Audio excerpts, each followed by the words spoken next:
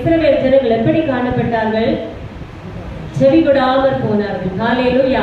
ஆண்டவர் ஏற்கனவே சொல்லியிருந்தார், என்னுடைய வார்த்தைக்கு அவர்கள் செவி கொடுக்க மாட்டார்கள், எனக்கே செவி கொடுக்க மாட்டார்கள், என்னையே ஏற்றுக்கொள்ள மாட்டார்கள், அப்படியானால் உன்னை ஏற்றுக்கொள்வார்களா என்று சொல்லி எசேக்கியேலை பார்த்து ஆண்டவர் சொல்லி இருந்தார்.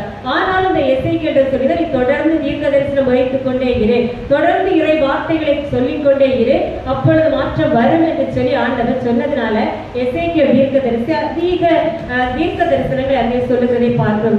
ஆனாலும் அவர் மனுஷிகத்திலே சில நேரத்தில் என்ன செய்யறாரு? சோர்ந்து போகிறாரு. ஆவி என்னை உயரே எடுத்துக்கொண்டது, நான் என் ஆவியின் உக்கிரத்தினாலே மனம் கசந்து போனேன் என்று சொல்லுகிறான். யாக்கோபுடைய பிள்ளைகளாகிய 12 கோத்திரங்களை குறித்து நாம் பார்க்கும் பொழுது, இந்த 12 கோத்திரங்களிலே 10 கோத்திரங்கள் வடக்கே இஸ்ரேல் தேசமாகவும் 2 கோத்திரங்கள் தெற்கே யூதா தேசமாகவும் பிரிந்து ஆட்சி அமைத்து வாழ்ந்து கொண்டிருக்கிறார்கள். ஹல்லேலூயா. 10 கோத்திரங்கள் தனியாக பிரிந்து போகிறது, அதை இஸ்ரேல் என்று சொல்லியும் 2 கோத்திரங்கள் யூதா என்று சொல்லியும் சொல்லப்படுகிறது. இந்த இஸ்ரேலை குறித்து நாம் பார்க்கும்